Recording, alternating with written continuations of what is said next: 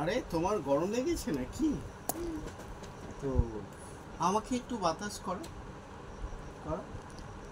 আরে আমি বাতাস করতে বলছি না, মানে আমি বলছি যে তুমি এটাকে ইংলিশে কি করে বলবে? Fan me. বাতাস করো। কি বলবে? Fan me. Fan. Okay friends, তো ফ্যান কথাটার অর্থ আমরা জানি যে পাখা।